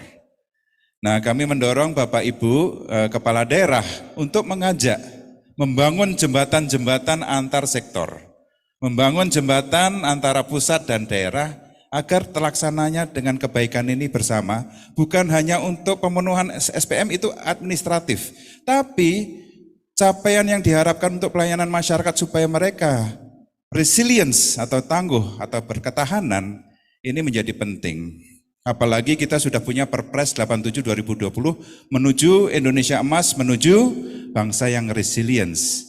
Kalau kita tidak mulai dari daerah, kabupaten, kota, dan provinsi, bagaimana kita bisa mencapai resiliensi bangsa kita yang secara nasional.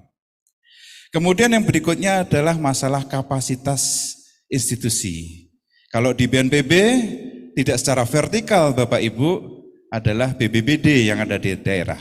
Kami menitipkan Bapak Ibu kepada kepala daerah bagaimana sebetulnya membina atau bagaimana mengoptimalkan fungsi BPBD yang ada di daerah supaya kita mempunyai kapasitas yang hebat dan menjadi center of excellence di bidang penanggulangan bencana.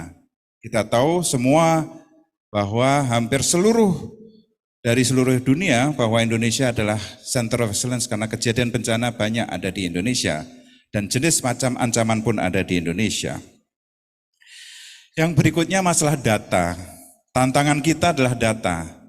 Data penduduk, data risiko, berapa banyak orang yang ada di kawasan yang risiko tinggi. Kami upayakan dengan satu data bencana Indonesia. Tapi update-nya seperti apa? Data sekolah, data infrastruktur kritis. Kita punya 479.000 sekolah, 75% berada di kawasan risiko sedang dan tinggi. Tapi bagaimana supaya sekolah itu tetap aman terhadap bencana? Berarti masuk ke lintas sektor di bidang pendidikan di mana satuan pendidikan aman bencana harus dilaksanakan. Kemudian kita bicara masalah dokumen NSPK, pendukung penerapan SPM untuk daerah yang masih terbatas. Makanya ini kami kerja keras bagaimana tantangan ke depan untuk menghadapi ini. Tentunya juga kaitannya sama bagaimana pembinaan pengawasan dan koordinasi lintas sektor yang belum optimal. Secara geografis tantangan kita negara kepulauan tidak seimbang. Bagaimana wilayah timur yang memang memiliki kepulauan yang lebih luas, tentunya memiliki tantangan yang lebih besar, terutama dalam hal sumber daya manusianya, sumber daya keuangannya. Dan ini menjadikan tantangan juga bagaimana sebetulnya semua itu berkeadilan, seimbang antara pelaksanaan SPM ini dapat terlaksana dengan baik. Kemudian yang masih ada dipahami adalah kewenangan pelaksanaan SPM di provinsi dan kabupaten kota. Ini juga menjadi tantangan karena yang terukur selama ini mungkin bersama dengan kabupaten kota. Bagaimana selanjutnya provinsi bisa mengelola dan mengendalikan dan bertanggung jawab bersama-sama dengan kabupaten kota untuk SPM ini dapat tercapai dengan sebaik-baiknya. Nah tentunya ini perlu optimalisasi dalam sistem informasi perencanaan pembangunan daerah. Maka dari itu kami mengusulkan adanya forum SPM, sub urusan bencana yang bisa secara rutin bertemu untuk kita sama-sama capai dengan seoptimal mungkin. Slide berikutnya menunjukkan bagaimana sebetulnya solusi dan tindak lanjut yang harus kita laksanakan, yaitu evaluasi kebijakan SPM sub urusan bencana harus dilaksanakan, bagaimana program pembinaan, program yang sesuai dengan SPM ini masuk dalam RPJMD dalam perencanaannya, layanan langsung terhadap individu masyarakat, data-data masyarakat sudah lengkap, kemudian juga penyelarasan strategi, pendanaan yang penerapan SPM dapat dilaksanakan sebagai urusan pelayanan dasar yang wajib, dan kemudian juga memperkuat sistem pembinaan implementasi penerapan pemantauan dan pelaporan, reformulasi untuk cross-cutting issue, karena bencana adalah spektrumnya sangat luas. Kita bicara masalah sosial, kita bicara masalah PU, kita masalah pendidikan, masalah infrastruktur, bicara masalah finansial, semuanya spektrumnya sangat luas, termasuk dampaknya terhadap penghidupan masyarakat, baik pertanian, perikanan, dan seterusnya. Bapak Ibu sekalian, selain itu juga memastikan bahwa penganggaran dengan pengintegrasian program kegiatan, subkegiatan ini dapat dilaksanakan sepenuhnya dengan SPM. Pada Rakornas yang lalu, Bapak Menteri Dalam Negeri telah membuat paparan terkait dengan menyampaikan paparan bahwa indeks risiko bencana di overlay dengan pendapatan asli daerah. Artinya berapa defisit daerah yang memang memiliki tingkat risiko tinggi tapi dengan anggaran yang lebih rendah. Untuk itu perlu ada solusi bagaimana sebetulnya nanti ke depan bisa terakomodasi penganggaran untuk mengisi gap tersebut. Sampai saat ini dengan Kementerian Keuangan yang telah mengeluarkan Perpres 75 terkait dengan dana bersama, harapan inilah yang bisa kami sampaikan untuk mengisi bukan saja masa tanggap darurat. Bisa masa pra-bencana di mana itu perlu penyusunan SPM 1 dan 2 terkait dengan informasi rawan bencana, risiko bencana, dan juga informasi terhadap pelayanan terhadap kesiapsiagaan dan pencegahan. Dan semua ini, Bapak Ibu sekalian, next slide adalah bagaimana semua informasi yang ada dan semangat kita membangun bangsa kita yang resilience menuju bangsa Indonesia Emas 2045, ini terwujudkan dengan baik. Saat ini adalah saat yang tepat di mana daerah menyusun dalam RPJMD-nya dan di mainstreamkan atau pengaruh utamaan urusan bencana ini dalam penganggaran dan perencanaannya dan mengisi ke depan sampai 2045 Indonesia Emas itu sudah juga kita bisa mencapai target-target global termasuk target SDGs dan target Sendai Framework for Disaster Reduction. Saya rasa itu catatan kami untuk membawa semangat bagaimana sebetulnya SPM ini menjadi tanggung jawab kita bersama, baik dari pemerintah pusat dan pemerintah daerah. Terima kasih. Assalamualaikum warahmatullahi wabarakatuh. Para pimpinan pejabat tinggi media dan juga Pratama, baik dari Kementerian Lembaga Pemerintah Pusat dan juga pemerintah daerah, para hadirin sekalian, baik yang hadir secara langsung maupun melalui media virtual Zoom. Selamat siang. Assalamualaikum warahmatullahi wabarakatuh. Shalom, namo buddhaya, Om Swastiastu, salam kebajikan, salam sejahtera buat kita semua. Pertama, izinkan saya menyampaikan permohonan maaf Bapak Deputi Bidang Pengembangan Regional yang seyogyanya beliau menyampaikan paparan ini, namun berhalangan karena ada penugasan lain. Izinkan kami menyampaikan paparan beliau. Yang pertama, dari jumlah kabupaten kota secara nasional, ini kalau kita lihat pemetaan berbasis skalogram, kuadran 1, kuadran 2, kuadran 3, dan kuadran 4, yang searah jarum jam, ya. Karena ada juga yang berlawanan dengan arah jarum jam, kebetulan kuadrannya ini searah dengan jarum jam. Maka kondisi kabupaten kota di Indonesia ada di kuadran pertama, ini 110 kabupaten kota, yang artinya di kuadran pertama ini indeks kapasitas fiskal daerahnya cukup tinggi, yang tinggi, dan juga SPM-nya tinggi juga. Jadi ini yang paling baik kuadran pertama. Kemudian ada kuadran kedua, ada 238 kabupaten kota. Ini di kuadran 2 yang indeks kapasitas fiskalnya rendah, tapi tetap melakukan, mengupayakan pelayanan SPM sehingga capaiannya tinggi. Ini kami berterima kasih sekali kepada teman-teman kabupaten kota yang 238 karena butuh effort yang besar. Kemudian ada di kuadran 3, ini yang tadi disampaikan, ada 96 kabupaten kota di kuadran 3 yang kondisi indeks fiskalnya, kapasitas fiskalnya itu rendah, dan juga pelayanan SPM-nya rendah pula. Nah, yang perlu mendapat perhatian, ini yang tadi sudah disampaikan oleh para pimpinan pejabat tinggi media, para dirjen, terutama dari Kementerian Dalam Negeri, mengingatkan ada 79 kabupaten kota di kuadran 4, yang artinya sebetulnya kapasitas fiskalnya tinggi, tapi entah kenapa capaian SPM-nya kurang baik, jadi masih rendah. Mudah-mudahan tahun depan teman-teman kabupaten kota yang berada di kuadran 4 bisa memperbaiki kinerjanya sehingga bisa bergeser dia ke arah kanan. Next slide. Ada beberapa isu strategis, ada 6.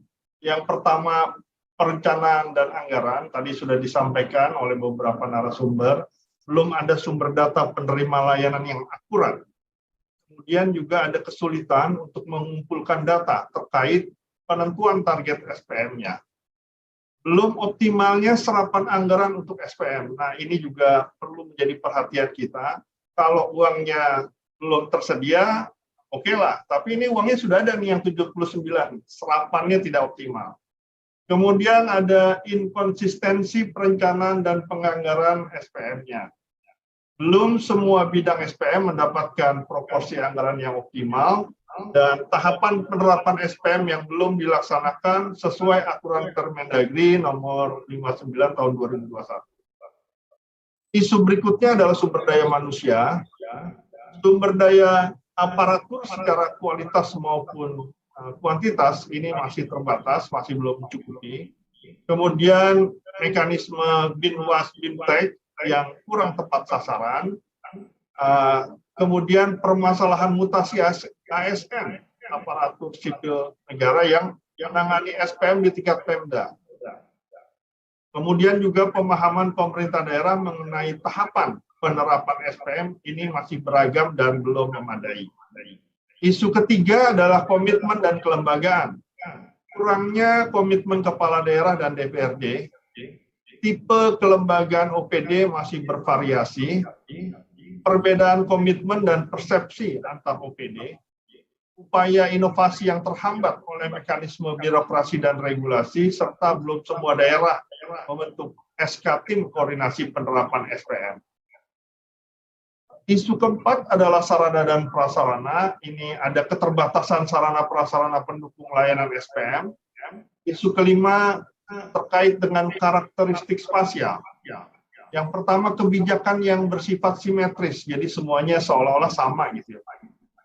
Yang berikutnya adalah kondisi geografis yang memang menyulitkan penjangkauan layanan ke daerah terpencil. Tadi kita sama-sama melihat paparan Bapak Sekjen Kementerian Sosial yang begitu sulitnya daerah yang harus dijangkau, tapi tetap dilakukan. Itu yang namanya standar pelayanan minimum memang seperti itu. Kemudian sistem pelaporan ini juga masih menjadi isu. Yang pertama, kualitas pelaporan oleh Pemda masih bervariasi. Kemudian belum terintegrasinya sistem pelaporan SPM yang dikelola oleh kementerian lembaga. Lanjut. Dengan demikian, kami dari Kementerian PPN Bappenas menyampaikan beberapa butir rekomendasi percepatan. Yang pertama adalah upaya peningkatan kapasitas sumber daya manusia dan kelembagaan perangkat daerah pengampu SPM untuk bisa mengimplementasikan 4 tahapan penerapan SPM. Jadi mudah-mudahan ini ada juga bantuan pembinaan dari teman-teman pemerintah pusat. Berikutnya, rekomendasi kami adalah prioritasi anggaran SPM sesuai dengan Undang-Undang Pemda, Undang-Undang HKPD dan turunannya, serta pengawalannya di dalam rangka RKPD dan APBD. Rekomendasi berikutnya adalah penguatan tim penerapan SPM sebagai koordinator penerapan SPM di daerah, dan simpul koordinasi dengan pemerintah pusat. Kemudian yang keempat adalah penguatan pejabat fungsional yang menangani SPM di daerah dan menyediakan sistem transfer knowledge sebagai solusi mutasi ASN pelaksanaan SPM yang dilakukan secara berkala. Jadi teman-teman pemerintah daerah seringkali rotasi ASN-nya mungkin tidak bisa dihindari. Itu kalau bisa ada sistem transfer knowledge sehingga ASN yang baru itu bisa mengetahui informasi yang sudah terkumpul, jadi pelayanannya bisa tidak terganggu. Rekomendasi yang kelima, ini ada percepatan revisi Permen Teknis Kementerian Lembaga Pengampu SPM sesuai amanat Permendagri 59 tahun 2021 dan disosialisasikan kepada pemerintah daerah secara intens.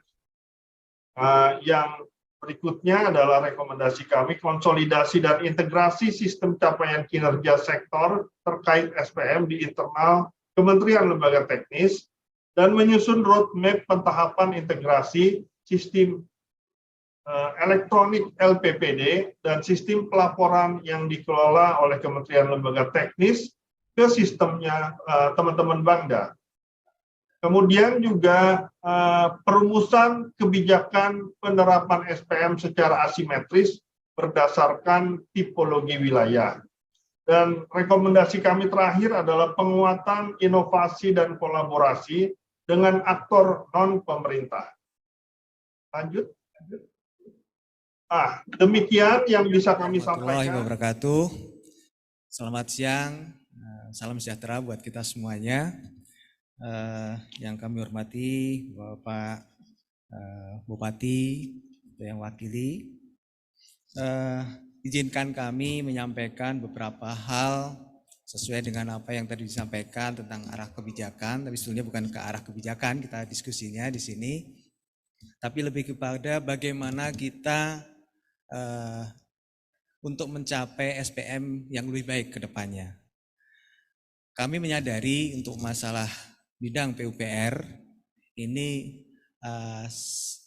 sebagian besar itu ya, gampang sekali untuk dilakukan perubahan. Ya. Seperti kejadian COVID kemarin, di mana sebagian besar alokasi anggaran yang Bapak Ibu punyai melalui APBD digeser untuk bisa memenuhi kebutuhan akan penanganan COVID. Nah, ini paling mudah adalah dari Kementerian PUPR ini atau dari bidang PUPR, bidang PU dan bidang perumahan rakyat. Seperti kami sampaikan beberapa hal bahwa masalah yang dihadapi pada pemenuhan untuk SPM itu banyak sekali.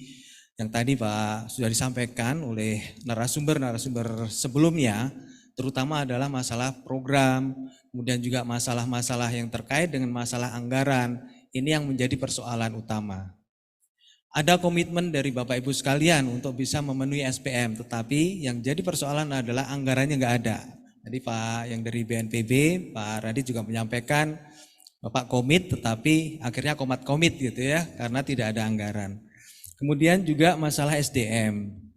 Masalah SDM ini masalah klasik yang dihadapi oleh semua daerah, terutama dari sisi kuantitas, di mana untuk memenuhi SPM ini proses yang panjang ya, proses untuk pemenuhan SPM proses yang panjang, mulai dari surveinya sampai kepada pelaksanaannya, dan juga dari sisi kualitas SDM-nya, karena seringnya terjadi mutasi.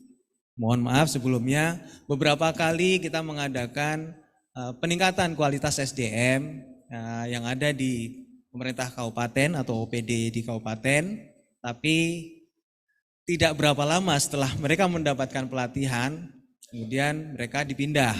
Akibatnya transfer knowledge ini yang tidak terjadi, yang pada akhirnya akan menurunkan capaian dari SPM itu sendiri. Karena person yang bertanggung jawab terhadap pencapaian SPM ternyata tidak memahami terkait dengan urgensi untuk pencapaian SPM ini. Kemudian juga yang terkait dengan masalah yang dihadapi adalah koordinasi baik di internal pemerintah daerah ataupun juga dengan eksternal, terutama di sini dari sisi masyarakatnya. Seringkali di dalam masyarakat proses sosialisasi terkait dengan masalah SPM ini tidak bisa kita sampaikan kepada masyarakat. Penerimaan masyarakat juga bermacam-macam gitu ya, sehingga kita perlu melakukan berbagai macam terobosan untuk bisa menyampaikan kepada masyarakat apa yang harus dilakukan oleh mereka dan sebagainya. Jadi karena hal-hal semacam ini seringkali masyarakat tidak ikut peduli juga gitu ya, tidak aware terhadap apa yang sudah dilakukan oleh pemerintahan daerah.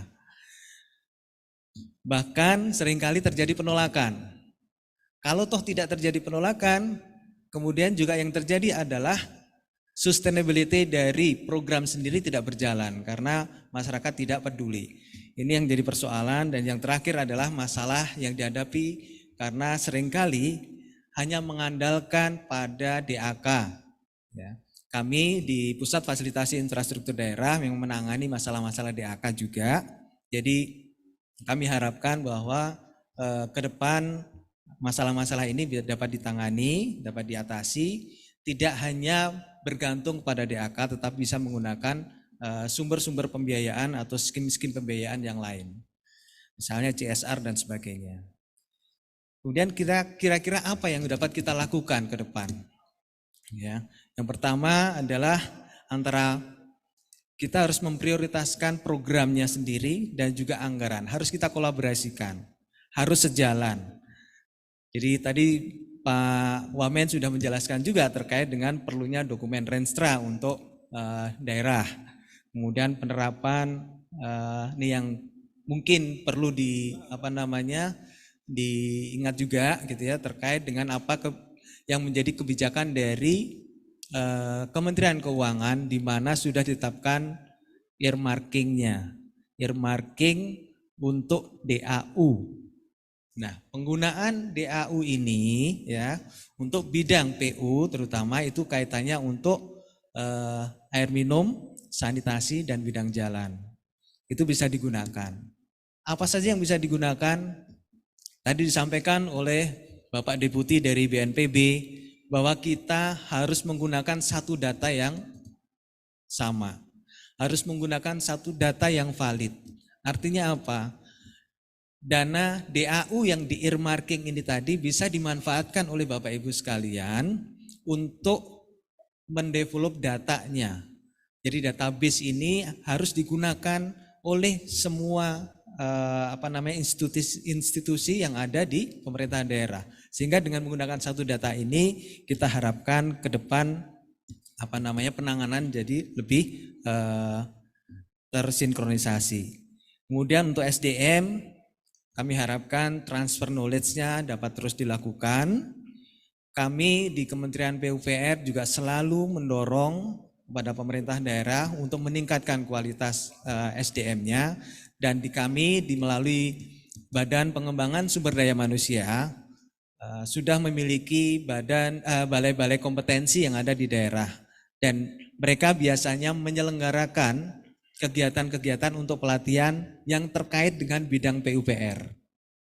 Modul-modul sudah disiapkan sehingga Bapak Ibu bisa mengusulkan sumber dayanya untuk bisa mengikuti pelatihan-pelatihan untuk meningkatkan kualitas dan pemahaman terkait dengan pelaksanaan bidang infrastruktur PU dan perumahan rakyat. Tentunya yang berikutnya terkait dengan masalah koordinasi internal dan eksternal ini terus dilakukan oleh Bapak Ibu sekalian, dan yang paling penting tadi yang kami sampaikan terkait dengan masalah skema pembiayaan yang jangan hanya tergantung pada satu sumber saja atau DAK. Kami harapkan bisa menggunakan sumber-sumber pendanaan yang lain sehingga masyarakat bisa mendapatkan alokasi dan mendapatkan manfaat dari apa yang telah dilakukan. Bapak Ibu yang kami hormati, untuk tindak lanjutnya tadi juga disebutkan terkait dengan perlunya segera disusun rencana aksi untuk penerapan SPM. Jadi sebelum kami pada saat kami mendapatkan perintah dari Pak Sekjen untuk hadir di acara ini, kami jadi teringat pada acara serupa yang dilaksanakan tahun lalu. Ya, tahun lalu terkait dengan launching Permen, kalau nggak salah Permen Dagri nomor 59 ya. Pada saat itu disampaikan hasil capaian SPM untuk berbagai bidang. Dan untuk bidang PU yang terdiri dari sanitasi dan air minum serta perumahan rakyat, kita seolah-olah mendapatkan, kita kena KO Pak, karena kita mendapatkan jab, uppercut dan juga hook ya, karena nilai capaian untuk SPM bidang PU dan bidang perumahan rakyat ini mendapatkan nilai yang paling rendah tahun lalu. Kami harapkan ke depan ini dapat kita lakukan perubahan ya, dapat meningkat capaiannya, dan kota, kabupaten atau provinsi yang tadi mendapatkan award, kami harapkan bisa menjadi contoh, bisa memberikan panduan dan juga masukan kepada pemerintah daerah di sekitarnya. Itu yang kami harapkan. Dan yang kami sampaikan juga pada acara hari ini, kami sedang melakukan penyusunan, melakukan revisi terkait dengan Permen PUPR untuk SPM. Dengan keluarnya Permen Dagri nomor 59, Permen 29, Permen PUPR 29 yang telah kita miliki akan kita sesuaikan lagi agar bisa sejalan dengan Permendagri 59. Itu yang kami coba lakukan, dan harapannya adalah nanti pemerintah daerah dalam hal ini OPD bisa bersama-sama untuk melakukan penilaian. Seringkali karena panduannya mungkin agak berbeda sehingga pemahaman terkait dengan penilaian dari SPM sendiri juga berbeda-beda. Nah, ini yang kita coba kita coba sesuaikan lagi sehingga Bapak Ibu sekalian tidak mengalami kebingungan dalam melakukan penilaian. Untuk itu semua kami harapkan data yang awal ini harus disepakati bersama, ya, data yang Bapak Ibu bisa lakukan menggunakan DAU yang earmarking tadi untuk melakukan survei, dan juga kami sampaikan dari data tersebut penilaiannya pun juga nanti bisa sama. Jangan sampai terjadi perbedaan dalam penilaian atau penghitungan terhadap capaian. Ini yang kami harapkan, dan kami selalu berkoordinasi dengan teman-teman sekretariat bersama untuk SPM dan juga terutama dengan Kemendagri dalam kaitannya dengan bagaimana kita menyusun aturan-aturan untuk capaian SPM ini biar bisa dipahami dan mudah dimengerti oleh Bapak Ibu sekalian di pemerintahan daerah. Mungkin itu yang dapat kami sampaikan, kurang dan lebihnya kami mohon maaf. Kami akhiri, wabillahi taufik wal hidayah. Wassalamualaikum warahmatullahi wabarakatuh. Pembangunan daerah Kemendagri, kemudian juga Ibu Sekjen Bina Bangda Kemendagri. Terima kasih banyak, ini kami sudah diberikan kesempatan untuk menyampaikan hal-hal terkait dengan pendidikan, kemudian juga Bapak Ibu dari Kementerian Lembaga dan dari pemerintah daerah. Assalamualaikum warahmatullahi wabarakatuh. Salam sejahtera untuk kita semua. Semoga Bapak Ibu kita senantiasa diberikan kesehatan. Baik Bapak Ibu yang kami hormati, bahwa pada saat ini kami di Kemendikbudristek ini bekerja secara erat bersama Kemendagri dan kemudian juga pemerintah daerah dalam upaya untuk memastikan pemenuhan SPM di berbagai wilayah di Indonesia. Lanjut Bapak Ibu sekalian, hal ini terkait bahwa komitmen untuk peningkatan layanan pendidikan yang berkualitas ini terus terang tergantung pada bagaimana kita dapat melakukan perubahan-perubahan pada berbagai pendekatan, pada berbagai aspek yang akan menentukan bagaimana peningkatan untuk kualitas dan kemudian juga akses dan relevansi layanan pendidikan di berbagai wilayah. Jadi di sini kita bicara mengenai ekosistem pendidik dan tenaga kependidikan, kemudian juga kurikulum dan lain sebagainya. Lanjut, dan hal ini Bapak Ibu, ini juga bahwa dalam kurun 5 tahun ini untuk pelaksanaan RPJMN 2020-2024 dan kemudian juga kami merespon dengan Renstra Kemendikbudristek 2020-2024 bahwa arah kebijakan yang akan kita lakukan terkait dengan bagaimana meningkatkan angka partisipasi pendidikan di berbagai wilayah. Terus terang ini dengan tidak meninggalkan pada upaya untuk peningkatan kualitas. Bapak Ibu yang kami hormati, untuk hal ini bahwa Kemendikbudristek memiliki upaya-upaya terobosan dan kemudian juga prioritas yang terus-menerus ini mungkin akan kami lakukan terkait dengan program Merdeka Belajar. Nah, saat ini sudah ada 23 peluncuran Merdeka Belajar dan terkait dengan berbagai kebijakan tersebut, kami ingin memastikan tadi bahwa upaya untuk peningkatan pendidikan berkualitas bagi seluruh penduduk Indonesia ini dapat betul-betul dicapai. Terkait dengan pembelajaran yang berkualitas, ini menjadi agenda yang betul-betul perlu mendapatkan perhatian Bapak Ibu. Sepanjang waktu, sepanjang masa ini kita melakukan berbagai prioritas untuk peningkatan akses. Nah, namun kemudian kita juga punya masalah yang sangat luar biasa. Bagaimana memastikan pembelajaran dan pengajaran berkualitas ini dapat terjadi di semua layanan pendidikan di berbagai jenjang dan di semua wilayah. Bapak Ibu yang kami hormati, ini tidak terlepas dari komitmen dari pemerintah yang sudah dilakukan selama beberapa tahun ini. Jadi kita punya 20% anggaran pendidikan dan ini jumlahnya selalu meningkat setiap tahun.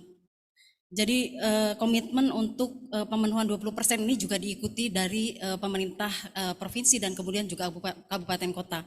Ini sudah banyak sekali yang juga betul-betul melakukan komitmen untuk pemenuhan 20% anggaran pendidikan pada APBD di masing-masing. Nah, namun terkait dengan APBN itu sendiri Bapak Ibu, bahwa dari 612 triliun ini sebesar hampir 50% ini dialokasikan untuk anggaran transfer ke daerah. Nah, ini tentu saja menggambarkan bahwa pemerintah daerah ini memiliki kontribusi yang sangat luar biasa, sangat besar dalam memastikan capaian pembangunan pendidikan, dan kemudian juga melalui SPM ini melakukan pemenuhan SPM yang menjadi agenda dari masing-masing daerah. Lanjut.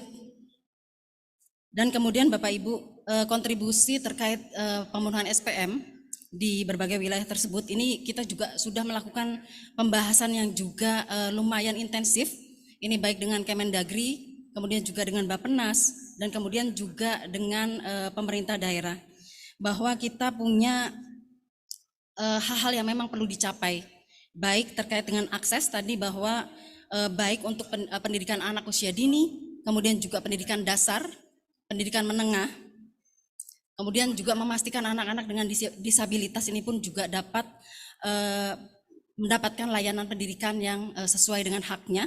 Dan kemudian juga diupayakan bahwa kualitas ditunjukkan dengan capaian literasi, numerasi yang didukung juga dengan pemenuhan dari pendidik dan tenaga pendidikan yang berkualitas ini juga dapat dipenuhi. Dan ini akan tercermin juga dari angka pekerjaan yang juga terus meningkat. Ini komitmen kita bersama Bapak Ibu pada saat kita membicarakan mengenai pemenuhan SPM. Dan kemudian apabila kita berbicara mengenai sumber pendanaan, nah ini tadi kita bicara bahwa ada 20% anggaran pendidikan, baik di pusat maupun di daerah. Nah, namun kemudian hal yang perlu kita lakukan ke depan, ini bagaimana memastikan bahwa untuk pemenuhan SPM ini, kita hanya perlu untuk mengarahkan fokus gitu ya, prioritas dari berbagai sumber daya yang ada. Ini untuk tadi lebih fokus, memperhatikan prioritas, kemudian juga efektif dan efisien. Kita punya berbagai sumber pendanaan dan ini Bapak Ibu dapat dimanfaatkan betul-betul, namun juga sinkronisasi pemanfaatan itu sangat penting. Seperti itu. Jadi ada belanja untuk pendidikan ini tidak hanya yang ada di Kemdikbudristek. Tadi ada Bapak dari PUPR juga menyampaikan terkait dengan agenda-agenda yang ada di PUPR. Namun PUPR ini juga punya pekerjaan-pekerjaan terkait dengan bagaimana juga membantu untuk memperbaiki terkait dengan sarana prasarana pendidikan agar lebih baik lagi. Kemudian juga ada Otsus, ada DAK, tadi ada DAU, block grant maupun specific grant. Kemudian juga pastinya dari sumber pendanaan di daerah Bapak Ibu masing-masing. Bapak Ibu yang kami hormati, lanjut. Nah, ini mungkin sebagai tantangan bahwa tadi pemenuhan SPM ini masih menjadi PR yang juga perlu kita tingkatkan, kita selesaikan.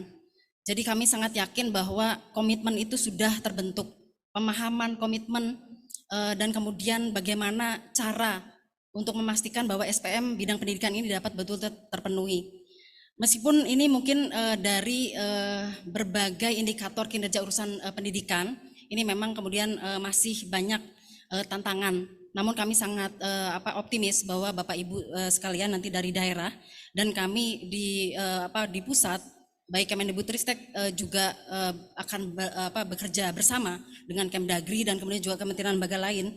Ini untuk memastikan bahwa pemenuhan SPM ini kemudian juga dapat betul-betul dipenuhi. Terkait dengan indikator capaian Bapak Ibu, bahwa ini mungkin sebagai catatan saja bahwa kami menitipkan betul, ini tidak hanya kita punya tanggung jawab dalam urusan akses saja. Namun selain urusan akses ini kita juga punya peran ataupun juga PR yang juga perlu kita kejar. Bagaimana untuk meningkatkan terkait dengan tadi pembelajaran berkualitas. Jadi literasi, numerasi, kemampuan peserta didik anak-anak kita ini kemudian juga perlu ditingkatkan. Kemudian juga di satuan pendidikan ini memastikan bahwa iklim keamanan, kebinekaan dan kemudian juga inklusivitas ini kemudian juga betul-betul dapat tercapai secara baik. Bapak Ibu yang kami hormati, ini mungkin terakhir yang dapat kami sampaikan. Bagaimana mungkin Bapak Ibu di pemerintah daerah ini dapat lebih melakukan optimalisasi untuk intervensi baik kebijakan maupun program dan kegiatan dalam mendorong pemenuhan SPM pendidikan secara lebih baik lagi. Jadi pertama tadi sudah disampaikan mengenai sinergi pembiayaan. Ini penting. Kemudian juga pasti sinergi dan koordinasi antar lembaga terkait, antar tingkatan, baik horizontal maupun tadi juga antara pusat, provinsi dan kemudian juga kabupaten kota, ini penting untuk dilakukan. Dan terkait dengan prioritas Bapak Ibu, bahwa kita di nasional punya hal-hal yang harus kita capai. Nanti sampai 2024 ini kita perlu petakan apa-apa yang sudah kita lakukan. Oleh karena itu pemetaan strategi ini perlu juga diarahkan pada capaian-capaian yang harus kita penuhi pada akhir rencana pembangunan jangka menengah maupun juga di daerah masing-masing di Bapak Ibu ada RPJMD seperti itu. Dan kemudian bagaimana untuk memastikan intervensi yang tepat tadi. Nah, kami juga mulai melakukan pengenalan dan kemudian juga pendampingan ke berbagai daerah. Ini bagaimana juga kita dapat meningkatkan perencanaan yang lebih berkualitas, lebih baik lagi, yaitu perencanaan berbasis data. Saat ini berbagai hal ini sudah tersedia Bapak Ibu untuk kita semua dalam upaya pemenuhan SPM ini kemudian mulai mencermati kondisi terkini yang dihadapi oleh daerah, dan kemudian dari kondisi yang didapatkan dari salah satu yang dikembangkan oleh Kemendikbudristek ini terkait dengan rapor pendidikan, ini Bapak Ibu dapat memahami kondisi dan kemudian juga dapat menelaah terkait dengan upaya apa saja yang memang perlu dilakukan untuk peningkatan tadi akses, kualitas, relevansi pendidikan.